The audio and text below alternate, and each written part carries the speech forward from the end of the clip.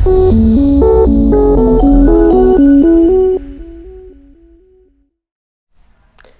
दोस्तों, स्वागत है आपका कर्मवीर सर ट्यूटोरियल के एक और एपिसोड में।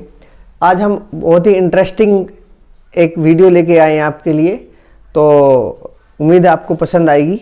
देखिए, ये बेसिकली 10th क्लास के बच्चों का टॉपिक है। 10th क्लास के लेवल का उनको थोड़ा इसमें डाउट रहता है, तो उसको आज हम थोड़ा जानेंगे। टॉपिक है हमारा आज का न्यूक्लियर फिशन रिएक्शन। ये न्यूक्लियर फिशन रिएक्शन क्या है, किस काम आती है, इसके बारे में पढ़ेंगे आज हम। तो न्यूक्लियर फिशन क्या होता है? फिशन मीन्स टूटना। जब कोई चीज़ टूटती है उसको कहते हैं फिशन। जैसे हमने छोटी क्लासेस में पढ़ा है कि 8th 9th में कि अमीबा में फिशन होता है, बाइनरी फिशन होता है। वो अमीबा 2 पार्ट्स में डिवाइड हो जाता है, ठीक है। तो उसी से रिलेटेड ही है ये nuclear fission. Fission means when a nucleus splits up into 2 daughter nuclei of smaller mass and produce lots of energy।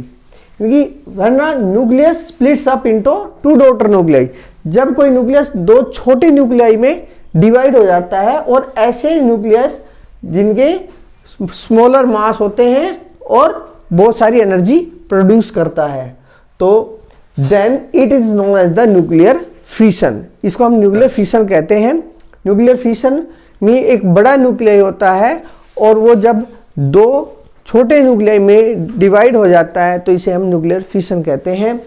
अब ये किस में होता है? ये मोस्टली रेडियो एक्टिव एलिमेंट्स में होता है। रेडियो एक्टिव एलिमेंट्स आपने पढ़े होंगे, सुना होगा। वो क्या होते हैं? रेडियो एक्टिव मीन्स बहुत ही ज़्यादा एक्टिव होते हैं। कुछ ऐसे एलिमेंट्स होते हैं जो कि अपने आप ही डीके होते रहते हैं। उनके अंदर से अल्फा बीटा गामा रेज निकलती रहती हैं और धीरे धीरे डीके हो जाते हैं, ख़त्म हो जाते हैं।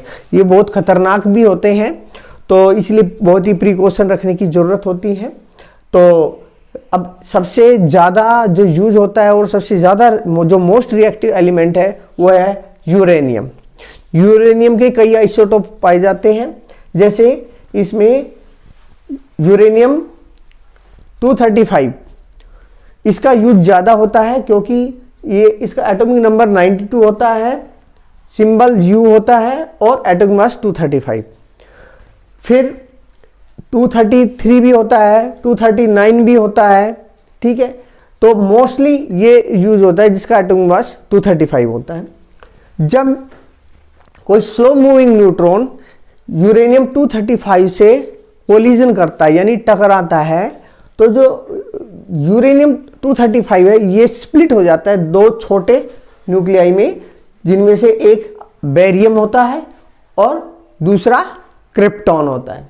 बेरियम और क्रिप्टॉन, बेरियम का एटॉमिक नंबर 56 और atomic mass 144, krypton atomic number 36 और atomic mass 89, plus 3 neutron produce होते हैं। हमने हिट कराया था सिंगल न्यूट्रॉन से, लेकिन प्रोड्यूस हो गए 3 न्यूट्रॉन। न्यूट्रॉन का एटॉमिक नंबर कुछ नहीं होता, एटॉमिक मास होता है 1 यूनिट और साथ में 210 मेगा इलेक्ट्रॉन वोल्ट एनर्जी भी प्रोड्यूस होती है। MEV means mega electron volt. Mega electron volt बहुत ज़्यादा एनर्जी होती है। इस एनर्जी को कैलकुलेट करने की यूनिट है। जैसे आप वेट को किलोग्राम में मेजर करते हैं, स्पीड ऑफ लाइट को मीटर पर सेकेंड, किलोमीटर पर सेकेंड, लाइट ईयर जो बड़ी यूनिट्स होती है, ऐसे बहुत ज़्यादा एनर्जी होती है, उसको मेगा इलेक्ट्रॉन वोल्ट में कैलकुलेट किया जाता है। अब ये जो रिएक्शन है ये न्यूक्लियर रिएक्टर में एनर्जी प्रोड्यूस करने के लिए, इलेक्ट्रिसिटी प्रोड्यूस करने के लिए की जाती है और जो न्यूक्लियर पावर प्लांट्स हैं उनमें इसका यूज होता है। ऐसे ही एक और इसका आइसोटोप है यूरेनियम का जो कि 233 है। इसको 92 एटॉमिक नंबर है और एटॉमिक मास 233। इससे भी जब स्लो मूविंग न्यूट्रॉन, ध्यान रखना ये स्लो मूविंग न्यूट्रॉन ही टकराएगा तभी स्प्लिट होते हैं जो रेडियो एक्टिव एलिमेंट है। अगर यदि फास्ट मूविंग इलेक्ट्रॉन है तो नहीं स्प्लिट होगा।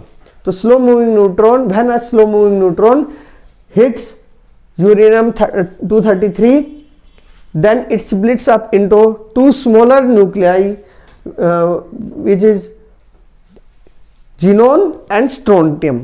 जीनोन का एटॉमिक नंबर 54 होगा और एटॉमिक मास 137, स्ट्रोंटियम का 38 एटॉमिक नंबर और 94 एटॉमिक मास। ये भी प्लस में 3 इलेक्ट्रॉन प्रोड्यूस करेंगे और साथ में लॉट्स ऑफ एनर्जी प्रोड्यूस होगी। थर्ड एग्जांपल है प्लूटोनियम, जिसको हम Pu से डिनोट करते हैं। प्लूटोनियम जिसका एटॉमिक नंबर 94 होता है और atomic mass 239।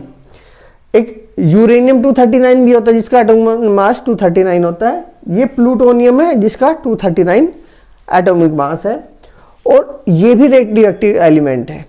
Uranium, thorium, plutonium ये सब रेडियो एक्टिव एलिमेंट होते हैं और अपने आप डीके होते रहते हैं। इससे भी जब स्लो मूविंग न्यूट्रॉन टकराता है तो जीनोन प्रोड्यूस होता है, साथ में जिरकोनियम, ये जीनोन है, ये जिरकोनियम है, जिरकोनियम पैदा होता है। जीनोन का एटॉमिक नंबर 54, एटॉमिक मास 134 और जिरकोनियम का एटॉमिक नंबर 40 और एटॉमिक मास 103। प्लस में इसमें भी 3 इलेक्ट्रॉन प्रोड्यूस होते हैं और 3 इलेक्ट्रॉन क्या करेंगे आगे चल के और जो 3 प्लूटोनियम एटम है उनको से स्ट्राइक करेंगे और उनको डिवाइड कर देंगे और साथ में एनर्जी प्रोड्यूस होगी।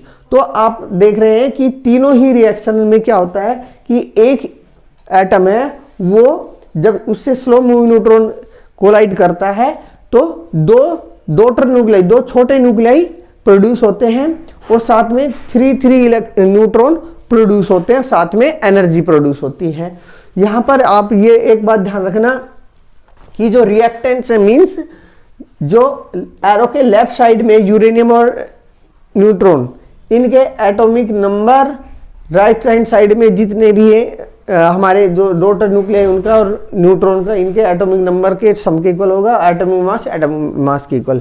ये आपने बैलेंसिंग ऑफ केमिकल इक्वेशन में आपने पढ़ा होगा, तो ये तो आपको पता होगा, ये इक्वल होने चाहिए। साथ में बहुत सारी एनर्जी प्रोड्यूस होती है, इनका यूज एनर्जी प्रोड्यूस करने में होता है, electrical energy nuclear thermal power plants में।